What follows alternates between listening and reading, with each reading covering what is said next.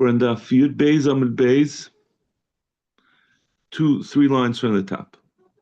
Tan Rabbanim, Liyishta Adam Mayim, Loy Min HaNaharos, V'Loy Min HaAgamim. A person should drink water from the rivers or from the marshes. I guess water that's been separated and looked at is okay. Loy B'Piv V'Loy B'Yadei Achas. You shouldn't drink raw water. You shouldn't drink it straight, or you shouldn't drink it with one hand. Because when you drink with one hand, you gotta scoop it up, splash it into your mouth. If you drink with two hands, you could look and see what's in the water. And if one does so without checking the water, his blood is on his own hands or is on his head. Because of the sakana. My sakana saluka, like we said before, these water leeches, the leeches that if you drink them, they go inside. They're very dangerous. Someone who drinks this water leech, you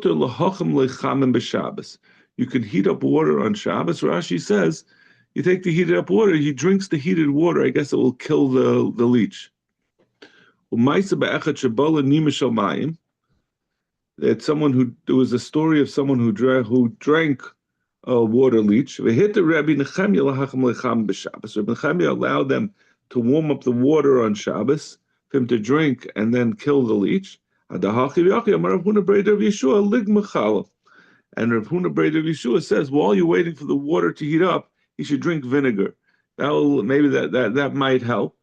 But he's saying it's so imminent. It's such a immediate danger that you should try, while you're waiting for the water to heat up, drink some strong vinegar. Maybe that will be successful in killing the leech.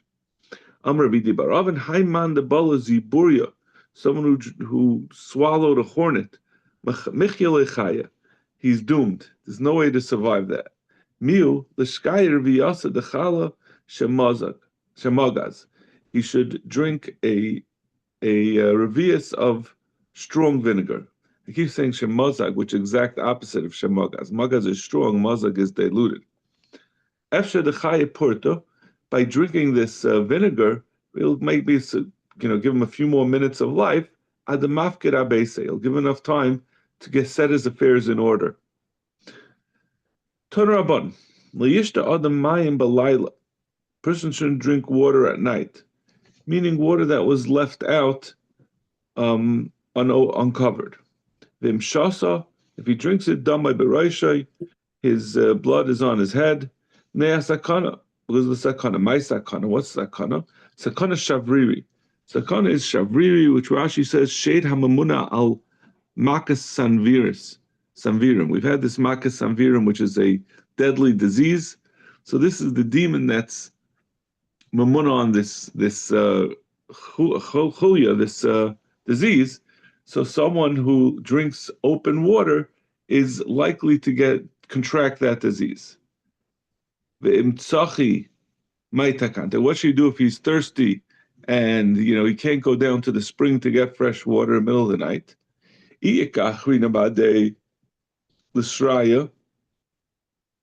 If he has someone else together with him, you should talk to him. And tell him, I'm thirsty and I want to drink some water. So then he should wait. He gets up. He makes the other person wake up and say, I'm thirsty, and then the noise will scare away. Demons only attack individual people. If he doesn't have a second person with him, nirkash benachtama achatzba. He should bang with the cover of the pitcher on the pitcher. V'nema iyul enafshe. He should say to himself. He says this ditty, planya bar planya. Yoel ben Shloima, Amra lach imech. My mother told me. His mother told him, "Is dar mishavriri? Be careful of the shavriri, briri, riri, yari, ri. Be careful of all of and bechasi chiyuri." Again, I think the chasi chiyuri is a white cup, and it's just meant to make it rhyme. Rashi says that by saying his name and diminishing his name, that will scare away the demon. and you put it into this little sing-song, so you have something that you can remember what to say. Zok the Mishnah. Ir sheyesh ba avodas kechavim. A city that has avodas kechavim, meaning they're having a holiday, one of their avodas kechavim, avodas Zara holidays. V'hayu by chanuyos mu'utaros v'she'ena mu'utaros. And some of the stores in the town are decorated for the holiday, and some are not decorated. This is what happened in Beishan.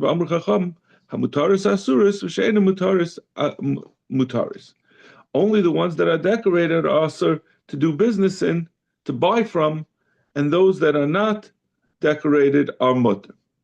Now this is clearly difficult to understand based on the Mishnah that started how we said that you can't do business at all. So the way they explain what Rashi says, She'ena Mataris Asuris, he says that which we said until now, that it's usher to do business with them, that's only things that are perishable, things that are like a grocery store.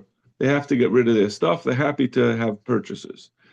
But we seem to be saying that anyone who sells durable items, who sells so something that would last, that they don't have to sell, is always sad to give away an item for money. You're only doing it because you have to. Really, what you would really want to do is hold on to it and wait for later, for when the prices go up or you have it, but you're doing it because you need the money. So it's not looked on as something that a person will mishabeach to the avodah zara. So it's a massive carve out of the original Mishnah, and it seems to be happening like kalachayat over here. That's the way you obviously have to say something over here. But we're going to get into what is the difference of whether they're decorated, whether the store is decorated. We're saying even on those things that we're saying that are mutter, she'ena mutaris are mutter. But if it is mutaris, if it's a decorated store, so even if you're selling something that would normally be mutter to buy because the person would not be happy, if it's mutaris, if it's a decorated store, then it's asur. So Rashi says mutaris definitely is. Rashi does say in the Mishnah, which it's going to need more explanation, that those decorated stores are, I guess, part of the avodah zara, or they're almost owned by the avodah zara, and they pay a portion of their proceeds directly to the avodah zara. Pay like a meches, a tax. So Amr Shimon Lakish, Reish Lakish says, Lo shanu el mutaris bevered v'hadas. He says the only problem with these decorated stores is that if they're decorated with roses and hadassim, the kamashani mirecha. Because when you go into the store, they have like mistletoe. I mean, it's not actual mistletoe, but they're decorated with wreaths like we see in the end of December. So when you go and you smell it, and then you're smelling from avodah zara, and you're having hana from avodah zara. Avu mutaris beperis, but if it just has regular peris that don't have such a nice smell, mutaris, then it's mutter. There's no problem with it. My timer, the amakra yidvak biyadcha ma'umer min acherim. He says he's not allowed to have anything attached to you from the cherem. You're not allowed to have hana from avodah zara. Lo yidbak ma'uma. Nothing should attach to you. You shouldn't get anything from it. Nenahu dasat. So it's only asur to be nena avo mahana shari. But to provide a benefit to avodah zara is mutter, which is very, very peculiar to us. And the Gemara, we're going to see Rabbi Yochanan argues for the reason that it seems clear. It seems like providing a benefit to avodah zara would be terrible. So let's just see the Taisus, which addresses this to some extent. The top Taisus, we say, if you had a wall next to avodas kechavim, v'nafal asal of noisei. It's also to build it because it will help the avodas kechavim. The Gemara there asks, but he's providing by it's also to build it. But you say if you leave it down, you're leaving space for the avodas kechavim. So that's a benefit to them. We say over here that it's not a problem to provide a benefit to avodah zarah. It depends on it's very ba'alabata sheteretz. Depends how big the hana is. Over there, it's a big hana. Small hana is not a big deal. It's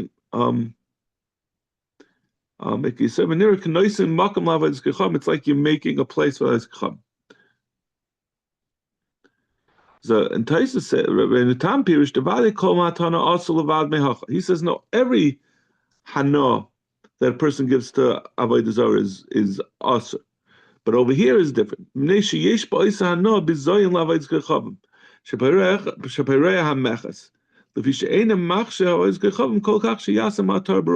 to see, there was a way for people to avoid paying the tax to avodas. There was like a sales tax that went straight to the avodas kechavim.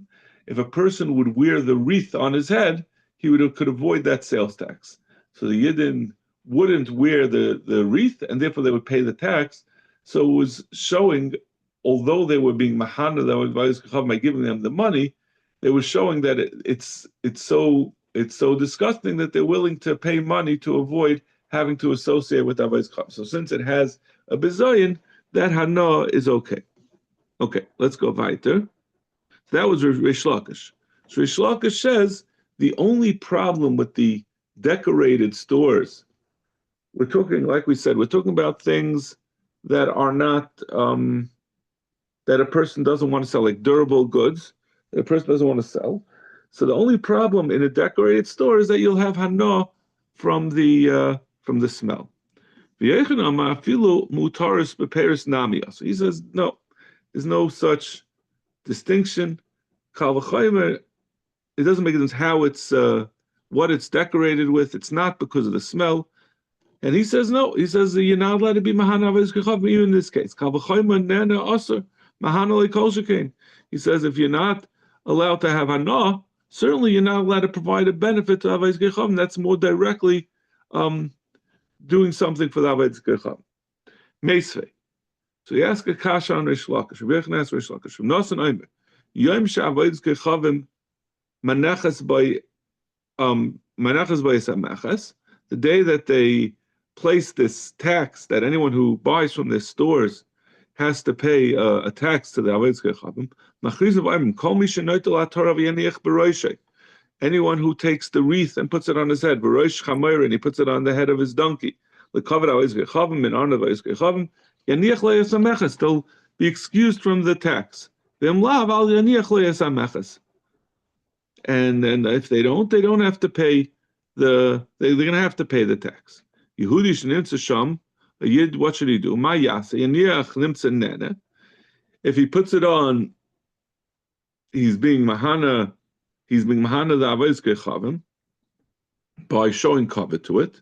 Lo yaniach nimtza mahana. I'm sorry, if he puts it on his head, the yid is having hana from avodas kechavim. No yaniach nimtza mahana. If he doesn't put it on, then he's being mahana because he has to pay the tax. Mikan amru hanoisim b'shuk shel avodas kechavim behema ti'akar. So we say that therefore you shouldn't do any business in such a situation because you're going to be stuck either way. And obviously this is a problem, according to Reish Lakish, that he said mahana is shari. It shouldn't be a problem with you. You should just not put it on and pay the tax. In any case, the Brisa contains mikan amru hanoisim b'shuk shel avodas kechavim behema ti'akar. If you bought a behema, you have to hobble it. Peris ksus v'kelim yirkavu. Any fruit or clothing or kalim, you should leave them out to rot. Mois uklimatcha, something that doesn't rot, you should throw them into the sea. The ezu iker. What do we refer to when we say hobbling an animal? Like we had before, that you have to hobble it from beneath its a joint near the hoof, because that way you're not going to make it into a treifa, which would be usher, als either Tzar Chaim or als what do you call it, Baltashchas. Katani mias yaniach nimtza nehena lo yaniach nimtza mahana.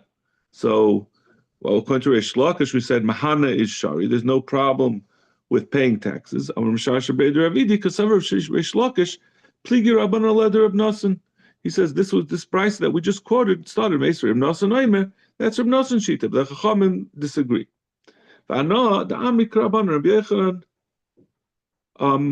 Reish Lakish says is like the Rabbanan, and he holds. Reish Lakish holds like the Rabban, the pligi aleh. And Rabbi Yechanan Sava loy pligi. Rabbi Yechanan obviously has to say that the Rabbanan are not chaylik, because otherwise how could he pass on like Rav Nasan connected the Rabban? Is it true that the Chacham are not chaylik? V'atanya halchan liyirid shel avdei kechavim. One can go to the yirid of avdei kechavim. V'loicha mehem behema avadim shvachos batim besadis ukramim. And you can buy all these different things. You can buy an eved and a shivcha and houses and fields and vineyards. You could write a contract, and you could even bring it into the non-Jewish courts, because this is saving. Even though even going to Arkayis is always a problem, but this is the only way to save it, that it shouldn't be lost. So the Chachamim were matir going to Arkayis in order to save money. But in any case, we're seeing Halchan Liyurichal Avdei Kechavim is talking about Avdei Kechavim, talking about on their holiday, and we're saying you can buy things. So this L'chaira is like the Rabbanon, and this is like Mahana. Mahana is Shari. Saktamar ve'im haya kayin mitama b'chutz la'aretz laden. If he's a kayin, mitama b'chutz la'aretz laden la'ara iman. If he's a kayin, he can go even into chutz la'aretz. We know there's a takanas chachamim that going into chutz la'aretz is mitama person midrabanan. So if he has to go there to make his claims, he's allowed to do so to be matzal miyadam, to save his money, just like a similar type of a heter. Just like he could go into chutz la'aretz, kach mitama beis hakvaros. So too a kohen could go into beis hakvaros in order to save his money. In fact, the more beis hakvaros al kadaitach. So with the Raisa, you're not allowed to go into beis hakvaros. How could you say to save money a kohen could go into beis hakvaros? To the Raisa, el beis hapras derabbanan.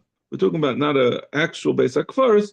We're talking about a place where there's some bones that are buried underneath a large field, and there's a chashash. We say that there's a chashash that maybe the plowing has moved around the bones, so a chayshish for that. So therefore, a kohen shouldn't go into it.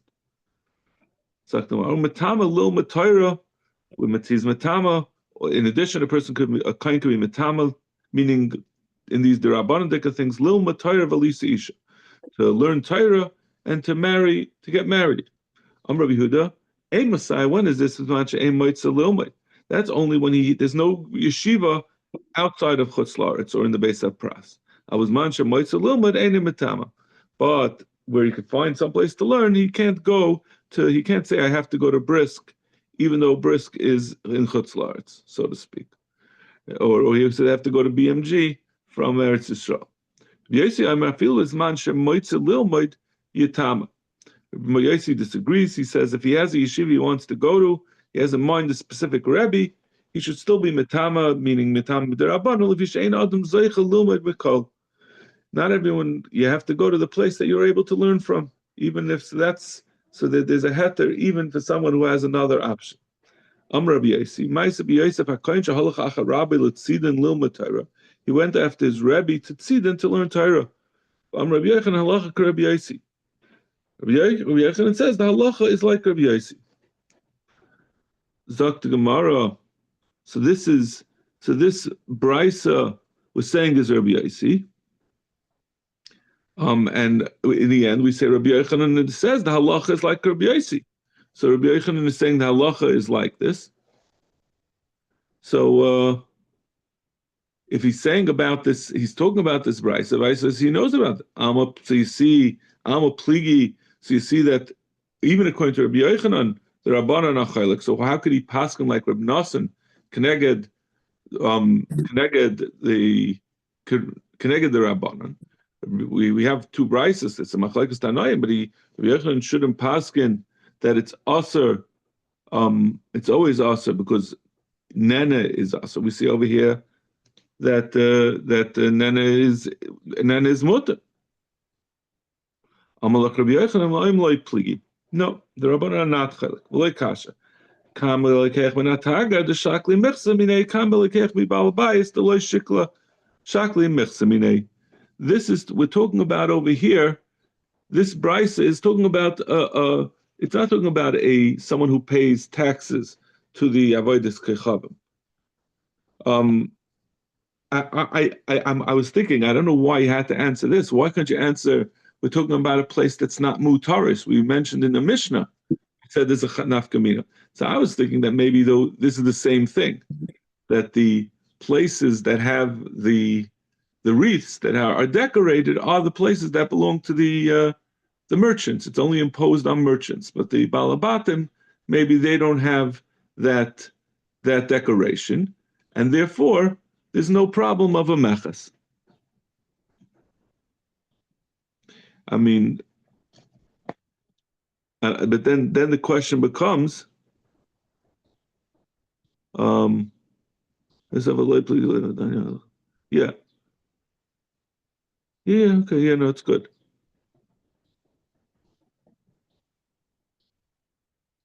Yeah. So tomorrow, Omar Mar, Behema Tiaka. We said in the first Mishnah, we said you're not allowed to buy. Reb Nassan, who said you're not allowed to buy from these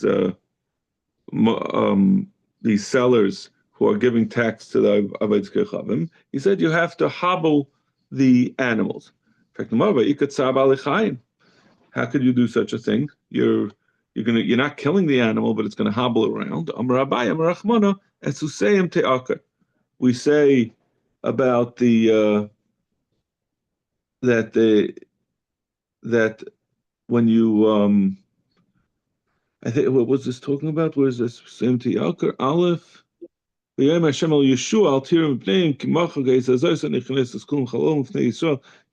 so it's talking about when Yeshua won his milchama against the Knanim, that he afterwards he should hobble their horses. So you see, when there's a good cause, you don't want them to get their horses back. You want to just get rid of them.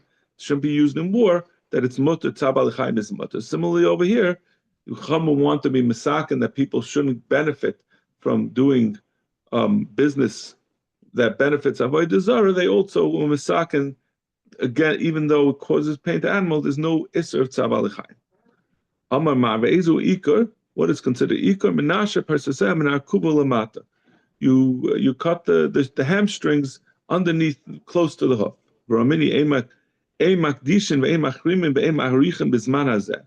It's also to be makdish your possessions, or to put into chayrim, which is another way of being makdish. Marichin, saying your value should go to hektish b'zman hazeh, because obviously if you're makdish it, there's no way to carry it out. There's no beis hamikdash. So you have something sitting around that's hektish. It's likely to cause a problem. If it's a behema, you should hobble it so you won't be able to benefit from it. Peris, ksus, v'kelim, yerkavu, anything that's perishable, you should allow it to rot. Mois, uklei matches, yilichem yama melech. Money and the metal objects that don't rot, you throw them into the sea. Be'ezu iker, what are we referring to when we talk about iker? Noel delos b'fanav v'yimesa me'ela. It means you put it into a room and you nail it in and it dies. It's not talking about hobbling, it's talking about locking it up. So why did we say over here that it means to hobble the animal by cutting its hamstrings? The problem over there is you can't do such a thing. Since it was mekudeshes, it's not proper to abuse and harm the animal. The nishchatei mishchet. Why shouldn't you shecht it? Shecht it and just let it, bury it and not eat it. And since you're not allowed to have a no, but just shecht it so it's not alive. So, someone's going to end up eating it. If they'll see it's a shechted animal, they'll eat it. The lishvei gistera, why don't you just chop its head off or cut it in half so that it dies immediately, so there's no tzar b'alichayim, and it will you can't eat it because it's treif. Amar Abaye, Amar Kro, the Torah says you should destroy their bamas, their mizbeches, but the Rebbeinu Shalom's mizbeches you're not allowed to destroy. So even destroying it, you have to destroy it in a passive way. You throw it into Yam HaMelech, or you leave it to die, or to rot. That you can do, but to destroy it actively is not allowed. Okay, we'll stop over here. Yasher Koyach. Thank you. Have a great day. Have a great day.